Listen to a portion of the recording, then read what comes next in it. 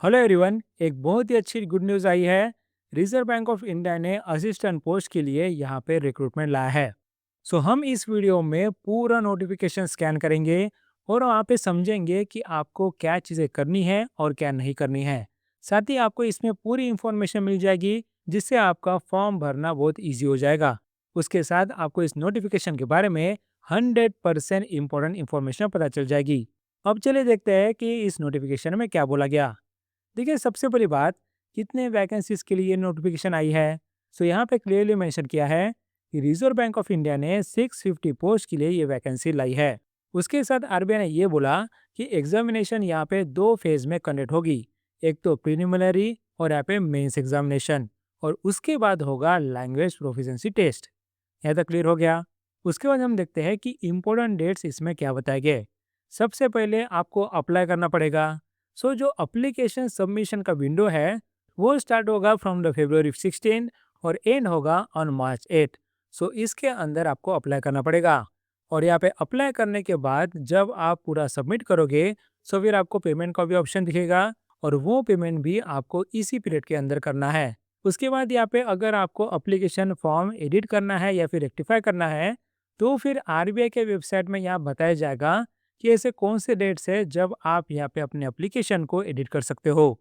उसके बाद आपकी एग्जामिनेशन कब होगी। सो यहाँ पे सबसे इम्पोर्टेंट चीज़, आपकी एग्जामिनेशन यहाँ पे होने वाली है ऑन April 11। ये यहाँ पे टेंटेटिव डेट है। आरबीआई इसे बाद में चेंज भी कर सकता है, लेकिन मोस्ट प्रोबेबली आपकी डेट यही रहेगी। उसके बाद यहाँ पे मेंस एग्जामिनेशन की बात करें, तो यहाँ पे वो शेड्यूल किया गया है फॉर June 7। आगे यहाँ पे इस नोटिफिकेशन में और क्या चीज़ें बोली है।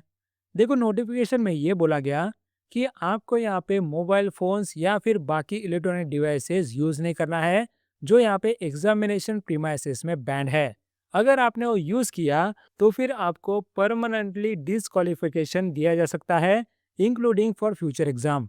सो बिल्कुल भी ये नहीं करना। उसके साथ बताया गया कि आपको कैलकुलेटर भी यूज नहीं करना। साथ ही अगर वेन्यू में आप मोबाइल फोन्स वगैरह ला रहे हो, तो फिर आपको किसी और को वो दे देना है। आपको वो लेके एग्जाम हॉल में नहीं जाना है। उसके बाद यहाँ पे वैकेंसीज के बारे में बताया गया। वैकेंसीज में ये बताया गया कि यहाँ पे अलग अलग ऑफिसेज है, और यहाँ पे उनके लिए अलग अलग नंबर ऑफ वैकेंसीज रहेंगे। और यहाँ पे सबसे ज़्यादा वैकेंसीज कहाँ पे है। देखो, सबसे ज़्यादा वैकेंसीज यहाँ पे बताए गए इन मुंबई, जहाँ पे है टोटल 249 वैकेंसीज। सो यहाँ पे 650 में से 249 तो मुंबई की है। उसके बाद यहाँ पे 50 के आसपास वैकेंसी की बात करें, तो ये आप देख सकते हो इन चेन्नई। उसके बाद यहाँ पे न्यू दिल्ली में भी 49 वैकेंसीज है। सो इस तरह से ये बड़े बड़े वैकेंसीज है। आप यहाँ पे जो भी स्टेट या फिर सर्कल में आते हो, उसके बारे में आप देख सकते हो। नेक्स्ट हम देखते हैं कि क्या आप इस एग्जाम के लिए एलिजिबल हो या नहीं। सबसे पहले यहाँ पे एलिजिबिलिटी क्राइटेरिया में नेशनलिटी की बात की है, जहाँ पे आप होने चाहिए ए सिटीजन ऑफ इंडिया। लेकिन अगर आप नेपाल, भूटान या फिर तिब्बतियन रिफ्यूजी हो, और अगर आप यहाँ पे 1 जनवरी 1962 के पहले इंडिया में आए और यहाँ पे इंडिया में परमानेंटली सेटल हो गए, तो फिर आप इस एग्जाम को भी अपेयर कर सकते हो। उसके बाद यहाँ पे पर्सन ऑफ इंडियन ओरिजिन, जो यहाँ पे बाकी कंट्रीज में माइग्रेट हुए, उनके बारे में बताया गया। लेकिन मुझे लगता है कि आप उनमें से नहीं हो, इसलिए हम चलिए आगे बढ़ते हैं। सो नेक्स्ट यहाँ पे एलिजिबिलिटी है अबाउट एज। एज यहाँ पे क्लियरली मेंशन किया है कि आपकी एज होनी चाहिए फ्रॉम 20 टू 28 ईयर्स। यानी कि आप बोला गया कि अगर कैंडिडेट्स 2 फरवरी 1998 के पहले बॉर्न हुए, तो फिर वो एलिजिबल नहीं रहेंगे। और अगर वो 1 फरवरी 2006 के बाद बॉर्न हुए, तो भी वो एलिजिबल नहीं रहेंगे। लेकिन अगर वो 2 फरवरी 1998 में बॉर्न हुए या फिर 1 फरवरी 2006 में बॉर्न हुए, तो फिर वो एलिजिबल रहेंगे। सो क्लियर हो रहा है आपको। इस डेट्स में अगर आप बॉर्न हुए तो आप एलिजिबल हो, या फिर इसके अंदर बॉर्न हुए तो आप एलिजिबल हो, लेकिन इसके बाहर बॉर्न हुए तो आप एलिजिबल नहीं हो। उसके साथ अगर आप कैटेगरीज में आते हो, तो फिर आपको एक्स्ट्रा रिलैक्सेशन मिलता है। अगर आप शेड्यूल कास्ट और शेड्यूल ट्राइब्स में आते हो, तो आपको 5 साल का रिलैक्सेशन मिलेगा, अप टू 33 ईयर्स। उसके बाद अदर बैकवर्ड क्लास के लिए 3 साल का, date is up to 31 years.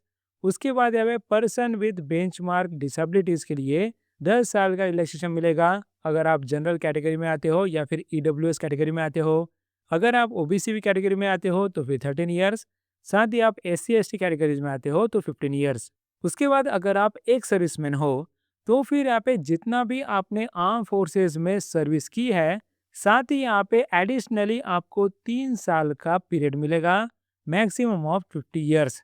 सो इतने साल का आपको रिलैक्सेशन मिलेगा। उसके बाद widows, the divorced women, the women judicially separated who are not remarried. So इस कैटेगरी में अगर आप आते हो तो आपको रिलैक्सेशन मिलता है अप टू 35 ईयर्स, और 40 ईयर्स अगर आप SC या फिर ST कैटेगरी में आते हो।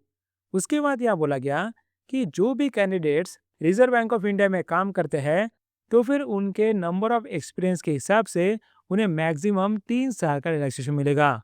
सो यहाँ पे बेसिकली ऑफिस अटेंडेंट या फिर जो RBI असिस्टेंट के नीचे वाले पोस्ट है, उनके लिए ये कैटेगरी है। उसके साथ यहाँ पे ये बताया गया कि आप क्यूमुलेटिव एज रिलैक्सेशन नहीं कर सकते।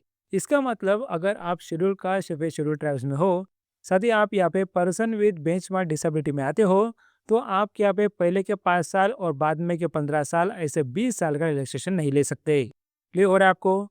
उसके बाद हम देखते हैं eligibility regarding the educational qualification. इसमें क्लियरली बोला गया कि यहाँ पे आपकी बैचलर डिग्री होनी चाहिए, यानी कि यहाँ पे कौन सा भी डिसिप्लिन हो, चाहे यहाँ पे आप BA कर रहे हो, BSc कर रहे हो, BCom कर रहे हो, BTech कर रहे हो, सो कौन सा भी डिसिप्लिन हो, इसमें आपका बैचलर डिग्री होना चाहिए। साथ ही बोला गया कि आपके यहाँ पे मिनिमम 50% होने चाहिए।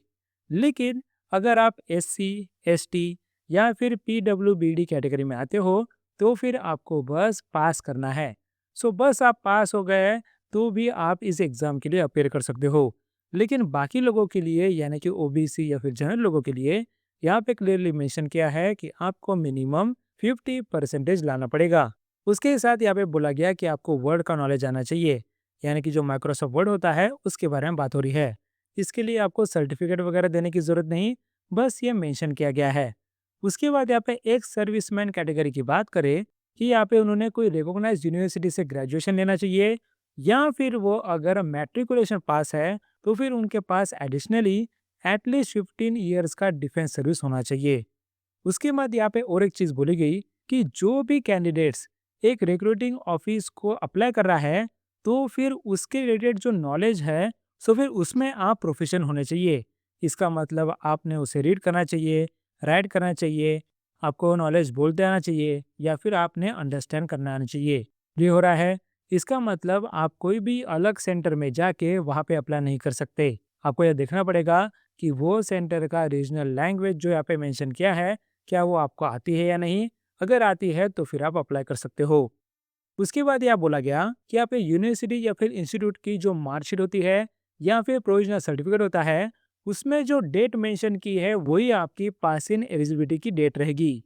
अगर यहाँ पे कोई यूनिवर्सिटी और इंस्टीट्यूट की एग्जामिनेशन का रिजल्ट वेबसाइट में पोस्ट होता है, साथ ही यहाँ पे उसके बाद अगर सर्टिफिकेट ऑनलाइन ही इशू हुआ, तो फिर ये देखा जाएगा कि वो रिजल्ट वेबसाइट में कब पोस्ट हुआ। सो जिस दिन वो पोस्ट हुआ, उस दिन की डेट ऑफ पासिंग ली जाएगी। उसके साथ यहाँ पे परसेंटेज कैसे कैलकुलेट किया जाएगा ये बताया गया। सो यहाँ बोला गया कि जिस भी यूनिवर्सिटी या फिर इंस्टीट्यूट में आप पढ़ रहे हो, उसमें यहाँ पे सेमिस्टर्स रहे या फिर ईयर रहे, उससे कोई फर्क नहीं पड़ता है। लेकिन उस सेमिस्टर या फिर ईयर्स में सारे जो भी सब्जेक्ट्स है वो सब लिए जाएंगे, चाहे वो ऑनर्स रहेंगे या फिर ऑप्शनल सब्जेक्ट रहेंगे या फिर एडिशनल ऑप्शनल सब्जेक्ट रहेंगे, उन सब को कंसिडर किया जाएगा और उनका एग्रीगेट लिया जाएगा। फॉर एग्जाम्पल कि अगर आप कोई डिग्री कर रहे हो, साथ ही यहाँ पे वो डिग्री आप मैथ की कर रहे हो, और यहाँ पे मैथ के एडिशनल में आपने ऑप्शनल सब्जेक्ट लिया है हिस्ट्री का, तो यहाँ पे ये नहीं देखा जाएगा कि हिस्ट्री में आपको कम मार्क है या फिर नहीं, या फिर आपको डिग्री तो मैथ्स की मिलने वाली है तो आप मैथ्स का ही कंसिडर करो।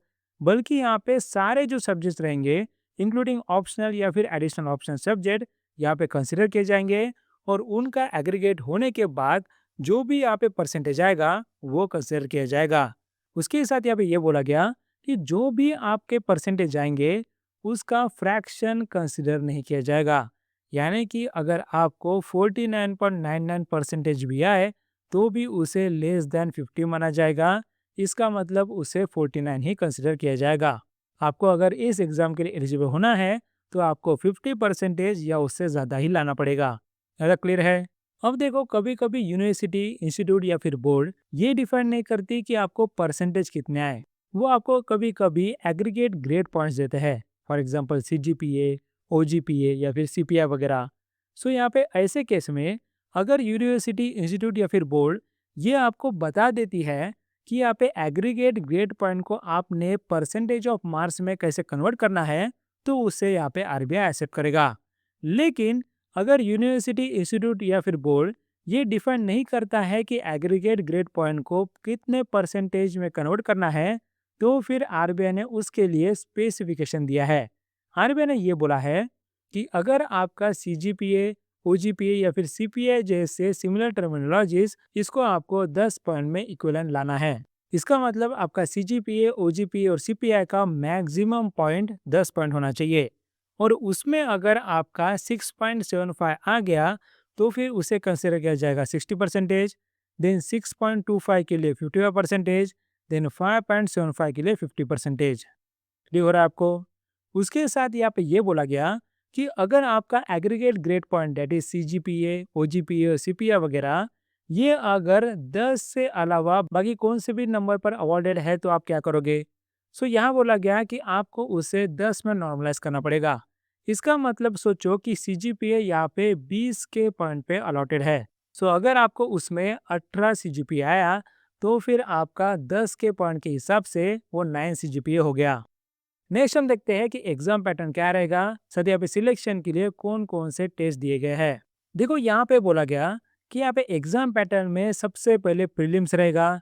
सो प्रीलिम्स में आपको यहाँ पे टेस्ट रहेंगे इंग्लिश लैंग्वेज, जिसमें नंबर ऑफ क्वेश्चंस रहेंगे 30, मैक्सिमम मार्क रहेंगे उसके 30 और उसके लिए सेक्शनल टाइमिंग अलोकेट की जाएगी 20 मिनट्स। वो 20 मिनट होने के बाद आपके पास न्यूमेरिकल एबिलिटी की टेस्ट रहेगी, उसके नंबर ऑफ क्वेश्चन रहेंगे 35, उसमें भी मैक्सिमम मार्क्स रहेंगे 35 और इसके लिए भी सेक्शनल टाइमिंग रहेगी 20 मिनट्स।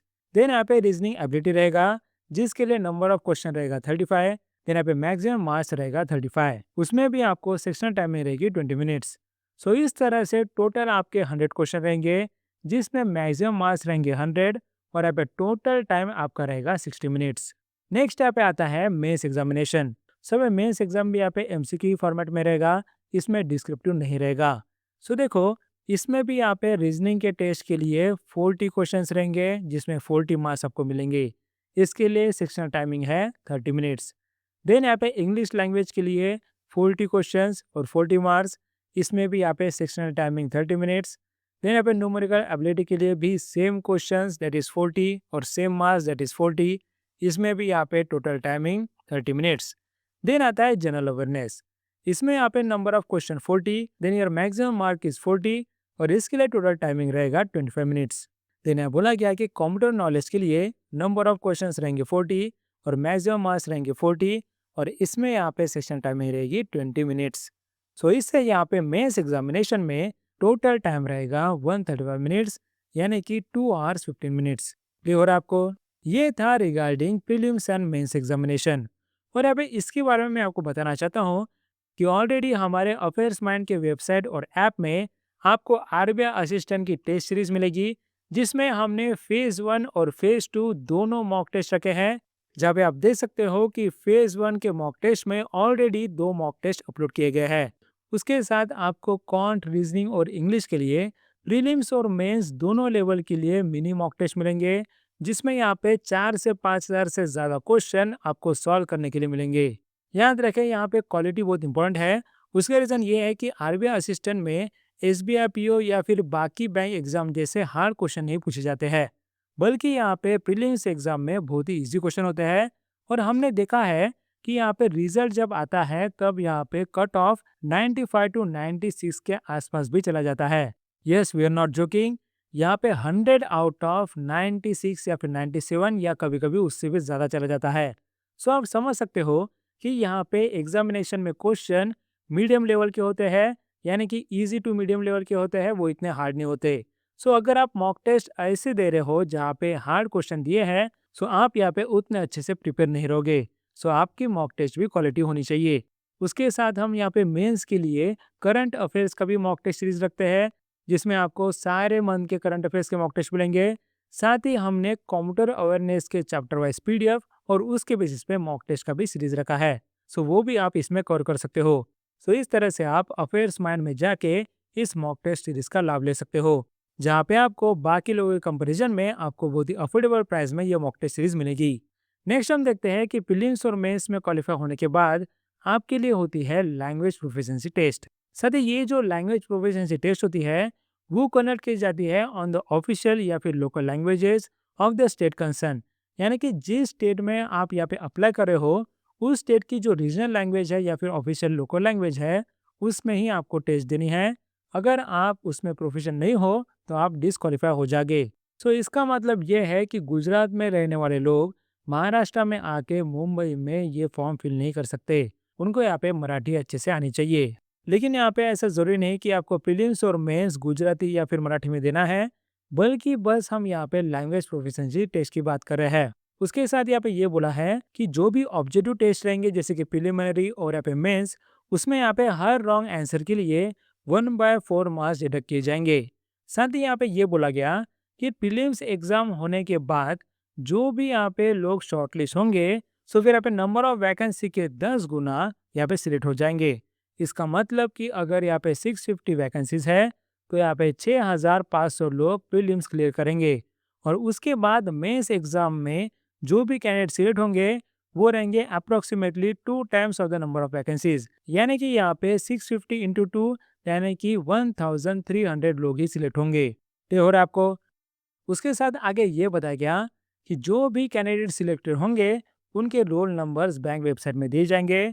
उसके साथ यहाँ पे बोला गया कि अगर यहाँ पे एग्जामिनेशन एक से ज़्यादा सेशन में होती है तो फिर यहाँ पे मार्क्स नॉर्मलाइज किए जाएंगे। यानी कि अगर एग्जामिनेशन दो अलग अलग टाइमिंग में होती है तो फिर यहाँ पे उन दोनों टाइमिंग का यहाँ पे नॉर्मलाइज किया जाएगा और यहाँ पे नॉर्मलाइज मार्क्स दिए जाएंगे। उसके साथ यहाँ पे लैंग्वेज प्रोफिशिएंसी टेस्ट मैंडेटरी बताया गया। यानी कि यहाँ पे कौन से भी रीजनल ऑफिस के लिए जो लैंग्वेज है उस पे आपको ये टेस्ट देनी ही पड़ेगी। उसके बाद आपको मेडिकल फील्ड बताना पड़ेगा और यहाँ पे सर्टिफिकेट का भी वेरिफिकेशन करना पड़ेगा, राइट। अब यहाँ पे एग्जामिनेशन सेंटर के बारे में बताया गया। सो यहाँ बोला गया है कि जिस भी सेंटर के लिए या फिर जिस भी स्टेट के लिए आप अप्लाई कर रहे हो उसी स्टेट में यहाँ पे आपका एग्जामिनेशन सेंटर होगा। लेकिन आरबीआई के पास ये राइट है कि आपको यहाँ पे दूसरा सेंटर वो दे सकती है या फिर कोई भी सेंटर वो कैंसिल कर सकती है। साथ ही यहाँ पे एक बार आपने सेंटर ऑफ एग्जामिनेशन फिक्स कर लिया तो फिर वापस से उसे आप कैंसिल नहीं कर सकते या फिर चेंज नहीं कर सकते। नेक्स्ट है सबसे मोटिवेटिंग फैक्टर दैट इज पे स्केल एंड पर्क्स। देखो यहाँ पे बोला गया कि जो भी कैंडिडेट सिलेक्ट होंगे उनकी बेसिक पे रहेगी 29,000 पर मंथ और यहाँ पे उनका monthly gross enrolment without HRA रहेगा 58,514। उसके साथ उन्हें हाउस रेंट अलाउंस मिलेगा और 15% ऑफ पे अगर उन्हें बैंक अकोमोडेशन नहीं मिला है तो। सो यहाँ पे और क्या क्या पर्स मिलेंगे। सो देखो यहाँ पे आपको बैंक अकोमोडेशन मिलेगा, वो भी आपको अच्छे सिटी में मिलता है। उसके साथ यहाँ पे नॉलेज अपडेट करने के लिए यानी कि बुक्स के लिए अलाउंस मिलता है। साथ ही यहाँ पे ब्रीफ केस के लिए भी अलाउंस मिलता है। देन यहाँ पे आपके रेसिडेंट में फर्नीचर के लिए भी अलाउंस मिलता है। उसके साथ आपको फिजिशियन जैसे यहाँ पे facility that is dispensary facility मिलती है।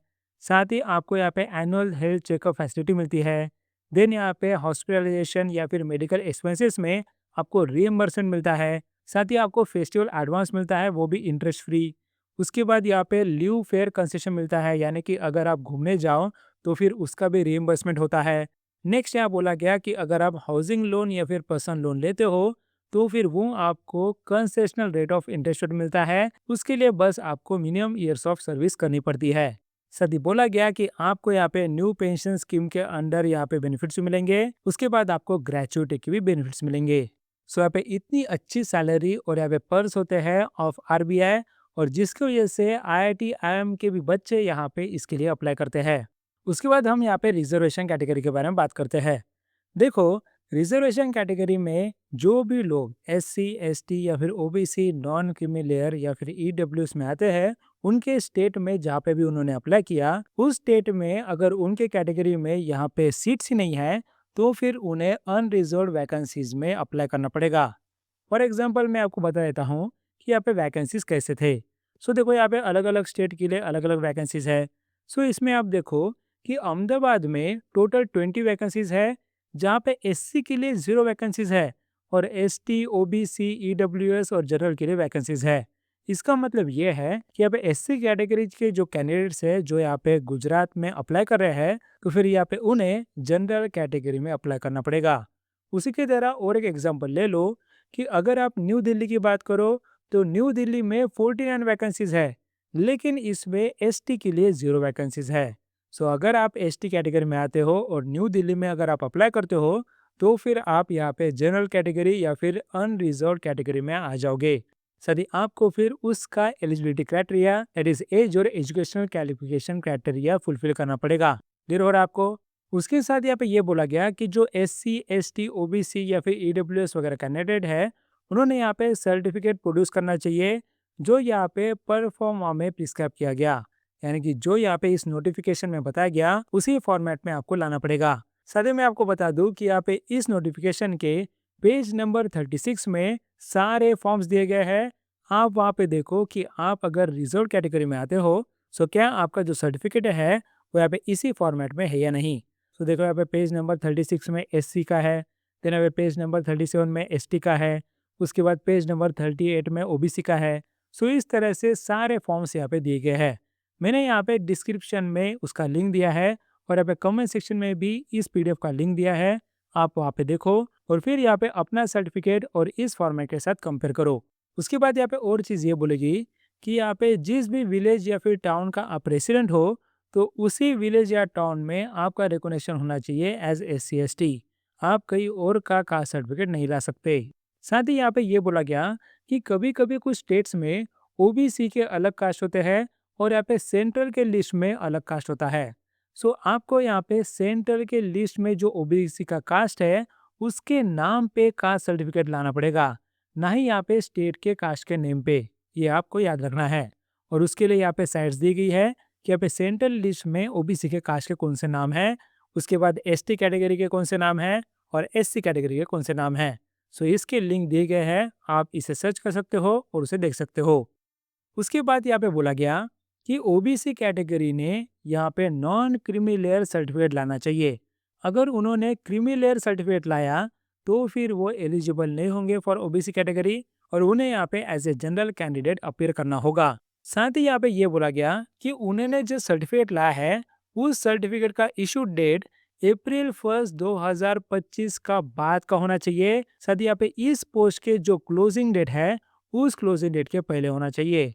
आप ऐसा नहीं बोल सकते कि मैं प्रीलिम्स या फिर मेंस दे दूंगा और उसके बाद ये ओबीसी सर्टिफिकेट प्रोड्यूस करूंगा तो फिर आप एलिजिबल नहीं होंगे। आपको यहाँ पे application closing date that is 8 March के पहले ही ओबीसी नॉन क्रीमी लेयर का सर्टिफिकेट लाना होगा।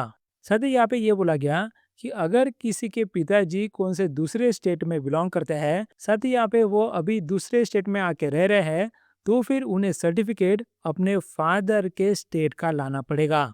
यानी कि जहाँ पे उनका फादर का स्टेट है उसी स्टेट में जाके उन्हें ओबीसी सर्टिफिकेट बनाना पड़ेगा। उसके बाद यहाँ पे ईडब्ल्यूएस कैंडिडेट के लिए ये बोला गया कि यहाँ पे इसी फाइनेंशियल ईयर के लिए आपको यहाँ पे ईडब्ल्यूएस का जो फॉर्मेट का सर्टिफिकेट है वो आपको बनाना पड़ेगा, जिसे हम बोलते हैं इनकम एंड एसेट सर्टिफिकेट। और ये आपको बनाना पड़ेगा before the closing date of the application. और अगर आपने उसके बाद बनाया तो फिर आपको जनरल कैटेगरी के लिए कंसिडर किया जाएगा। उसके बाद हम देखते हैं कि यहाँ पे डॉक्यूमेंट्स कौन कौन से आपको अपलोड करना है। ये भी आप ध्यान से देखिए, क्योंकि यहाँ पे इसमें कोई गलती हो गई तो आपका कैंडिडेचर कैंसिल हो सकता है। सो देखो यहाँ पे इसमें बोला गया कि जो भी एप्लीकेशन सबमिट करने का जो लिंक है उसे यहाँ पे इंटीग्रेट किया है विद डिजी लॉकर। यानी कि डिजी लॉकर में अगर आपके डॉक्यूमेंट्स या फिर क्रेडेंशियल्स है तो उसे आप डायरेक्टली अपलोड कर सकते हो। लेकिन ये वॉलंटरी बेसिस पे है, आपको करना है तो आप कर सकते हो, नहीं करना है तो नहीं, या फिर आप उसे मैनुअली भी कर सकते हो। सो यहाँ पे बताया गया कि ऑनलाइन के लिए अप्लाई करने से पहले आपके पास क्या क्या चीज़ें होनी चाहिए। एक तो यहाँ पे आपका फोटोग्राफ होना चाहिए, उसके बाद यहाँ पे सिग्नेचर होना चाहिए, साथ ही यहाँ पे फीस साथ होनी चाहिए, उसके बाद आपकी पर्सनल ईमेल आईडी होनी चाहिए, क्योंकि आपके साथ सारा कम्युनिकेशन उस ईमेल आईडी के थ्रू ही होगा। उसके बाद यह बोला गया यहाँ पे कंप्लीट रजिस्ट्रेशन बटन को क्लिक करने से पहले आपने ये देखना चाहिए कि जो भी आपने एप्लीकेशन में भरा वो यहाँ पे सही है या नहीं। यानी कि आपके फादर का नाम या फिर हस्बैंड का नाम ये बिल्कुल करेक्ट होना चाहिए as per photo identity proof या फिर सर्टिफिकेट या फिर मार्कशीट। अगर यहाँ पे अल्टरनेशन हुआ तो फिर आपको डिस्क्वालीफाई किया जाएगा। उसके साथ यहाँ पे ये बताया गया कि यहाँ पे कैंडिडेट्स जिस ऑफिस के लिए अप्लाई कर रहे हैं तो उसी सेम स्टेट के लिए सेंटर के लिए वो अप्लाई कर सकते हैं। यानी कि फॉर एग्जांपल अगर आप अहमदाबाद ऑफिस के लिए अप्लाई कर रहे हो तो फिर आपको गुजरात के स्टेट के सेंटर में ही अप्लाई करना पड़ेगा। अगर आपकी रजिस्ट्रेशन एक से ज़्यादा है तो फिर आखिरी वाली रजिस्ट्रेशन को रिटर्न किया जाएगा। उसके साथ यहाँ पे ये बोला गया कि आपको एप्लीकेशन का प्रिंट आउट यहाँ पे किसी भी एड्रेस में सबमिट या फिर सेंड नहीं करना है। सारी चीज़ें ऑनलाइन ही होगी। अगर यहाँ पे कोई भी डिस्क्रिपेंसी आई तो फिर आपका कैंडिडेचर कैंसिल हो जाएगा। उसके बाद आगे ये बताया गया कि जब भी आपका लैंग्वेज प्रोफिशिएंसी टेस्ट होगा तब आपको वैलिड फोटो आइडेंटिटी, उसका ओरिजिनल और फोटोकॉपी मांगा जाएगा। जिसमें यहाँ पे क्या क्या आएगा, इसमें यहाँ पे pan card, passport, then permanent driving license, then voters ID, then bank passbook with photograph। उसके बाद photo identity proof issued by a gazetted officer on the official letterhead along with the photograph। then यहाँ पे photo identity proof issued by a people's representative on the official letterhead along with photograph। उसके बाद valid recent identity card issued by recognized college, university, Aadhaar card, E Aadhaar card with photograph, then employee ID या फिर bar council identity card with photograph. तो इसमें से कोई भी आप सबमिट कर सकते हो। साथ ही यहाँ बोला गया कि एप्लीकेशन में जो आपका नाम है और फोटो आइडेंटिटी का में जो नाम है सो उसमें अगर डिस्क्रिपेंसी आई तो फिर आपको प्रीलिम्स या फिर मेंस एग्जाम के लिए अपियर करने के लिए अलाउ नहीं किया जाएगा। उसके बाद यहाँ पे ये क्लियरली मेंशन किया गया है कि राशन कार्ड या फिर लर्नर्स ड्राइविंग लाइसेंस ये यहाँ पे वैलिड आइडेंटिटी प्रूफ कंसिडर नहीं किया जाएगा। उसके बाद यहाँ पे ये भी चीजें बताएगी कि यहाँ पे कैंडिडेट्स रिपोर्ट लेट नहीं कर सकते हैं। अगर उन्होंने लेट रिपोर्ट किया तो उन्हें एग्जाम देने के लिए परमिट नहीं किया जाएगा। उसके साथ यहाँ पे ये बोला गया कि प्रीलिमिनरी एग्जाम 1 घंटे की रहती है और मेंस एग्जाम 2 घंटे 15 मिनट की रहती है। फिर भी यहाँ पे पूरा प्रोसेस के लिए आसपास 4 घंटे लग जाते हैं। साथ ही यहाँ पे बोला गया कि यहाँ पे जो भी डॉक्यूमेंट्स आपके एज के रिलेटेड, देन क्वालिफिकेशन के रिलेटेड या फिर कैटेगरी के रिलेटेड है उसे आपको प्रीलिम्स या मेंस में नहीं देना है, बल्कि ये चेक किया जाएगा at the time of the language proficiency test या फिर डॉक्यूमेंट वेरिफिकेशन, तभी आपको ये देना है। उसके साथ यहाँ पे ये बोला गया कि जो भी सर्टिफिकेट से आप बताया गया है उसका जो डेट है वो होना चाहिए before the closing date of application for the post. अगर आपने क्लोजिंग डेट के बाद के डेट के सर्टिफिकेट लाए तो फिर आपका कैंडिडेचर कैंसिल हो जाएगा।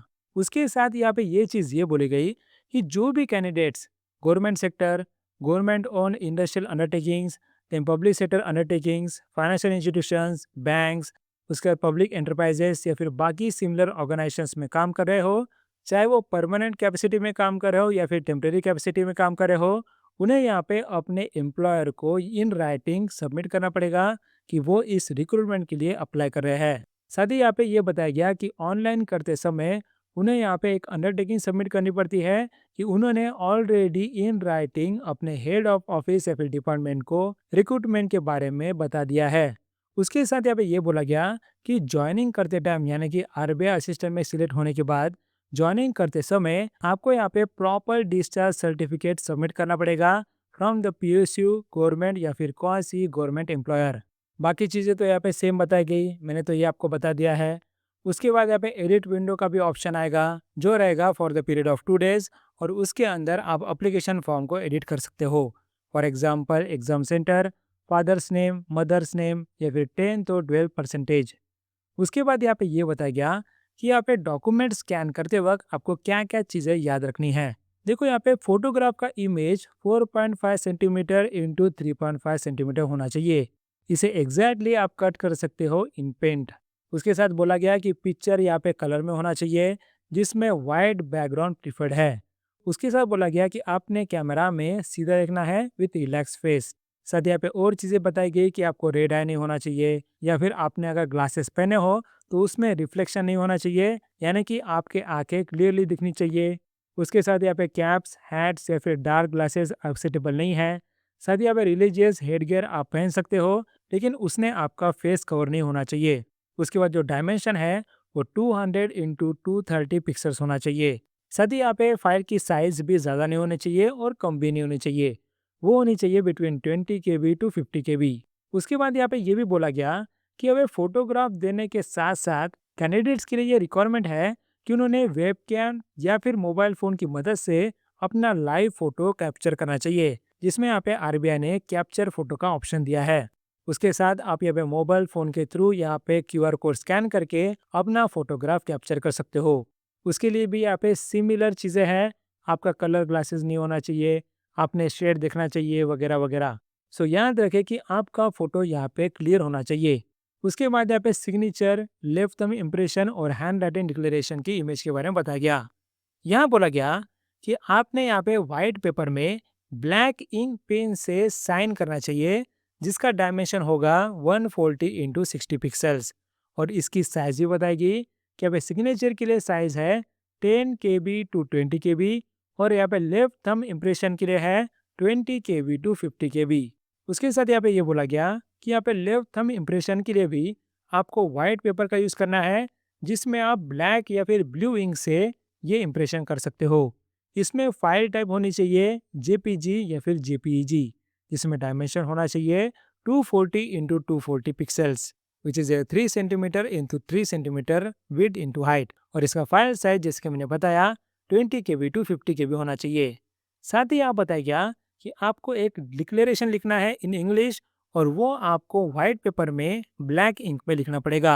साथ ही यहाँ पे इसको आपको स्कैन करके जेपीजी या फिर जेपीईजी फाइल टाइप में रखना पड़ेगा। इसका डायमेंशन प्रीफर्ड है 800 इंटू 400 पिक्सल्स, यानी कि यहाँ पे 10 सेंटीमीटर इंटू 5 सेंटीमीटर, जहाँ पे इसकी फाइल साइज रहेगी 50 KB टू 100 KB। लेकिन यहाँ पे कौन से डिक्लेरेशन की बात की है? सो देखो, डिक्लेरेशन यहाँ पे रहेगा I dash the name of the candidate hereby declare that all the information submitted by me in the application form is correct, true and valid. I will present the supporting documents as and when required. So यहाँ पे ये hand written declaration आपको यहाँ पे white paper में black ink में लिखना पड़ेगा और उसका इमेज स्कैन करना पड़ेगा। साथ ही यहाँ बोला गया कि आपके जगह अगर कोई और लिख रहा है तो फिर उसे इनवैलिड माना जाएगा। उसके साथ यहाँ पे थंब इम्प्रेशन और हैंड रिटन डिक्लेरेशन आपका ही होना चाहिए। वही सिग्नेचर यहाँ पे कॉल लेटर पे भी आएगा, और वहाँ पे कॉल लेटर पे भी आपको सेम सिग्नेचर रखना है। अगर यहाँ पे कॉल लेटर पे जो अटेंडेंस के टाइम आप सिग्नेचर कर रहे हो और जो भी सिग्नेचर आपने अपलोड की वो मैच नहीं की, तो फिर आप डिस्क्वालीफाई हो जाएंगे। उसके साथ यह बोला गया है कि सिग्नेचर या फिर handwritten declaration capital letters में नहीं होना चाहिए। जैसे यहाँ पे मेंशन किया गया है वो इसी फॉर्मेट में होना चाहिए। उसके बाद यहाँ पे लास्ट में कौन कौन से लोकल लैंग्वेजेस की बात की है वो भी आप देखो। जिस भी सेंटर के लिए या फिर जिस भी स्टेट के लिए आप अप्लाई कर रहे हो, उसमें यहाँ पे उसकी लोकल लैंग्वेज क्या रहेगी वो आपको देख के जाना है, क्योंकि अगर आपको ये लैंग्वेज नहीं आती है तो आप लैंग्वेज प्रोफिशिएंसी टेस्ट के लिए ठीक से अपेयर नहीं कर पाओगे, और अगर प्रीलिम्स और मेंस एग्जाम देने के बाद भी आपका सिलेक्शन नहीं होगा। सो इसलिए यहाँ पे याद रखिए कि कौन से ऑफिस के लिए आप अप्लाई कर रहे हो और उसके रिलेटेड लोकल लैंग्वेज आपको आती है या नहीं। लैंग्वेज प्रोफिशिएंसी टेस्ट में ऐसा नहीं कि आपको हार्ड हार्ड क्वेश्चन पूछे जाएंगे, बस यहाँ पे बेसिक अंडरस्टैंडिंग भी अगर आपको इस लैंग्वेज की रही तो भी चलेगा। लेकिन ऐसा ज़रूरी नहीं कि जो ऑनलाइन एग्जामिनेशन होगी वो यहाँ पे इसी लैंग्वेज में होगी। सो यहाँ पे कौन कौन से ऑफिस में किस किस लैंग्वेज मीडियम में यहाँ पे एग्जामिनेशन होगी ये भी बताया गया।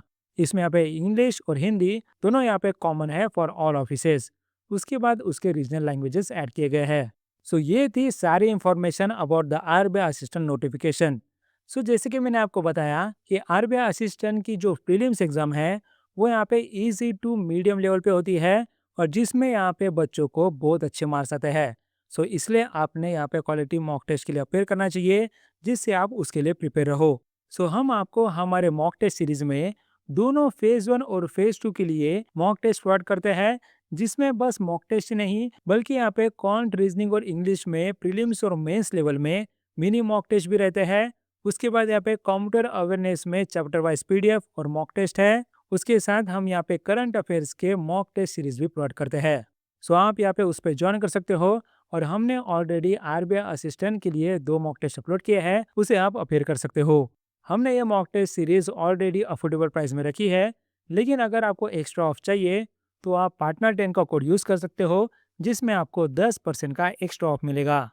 सो thanks for watching and meet you in our next video.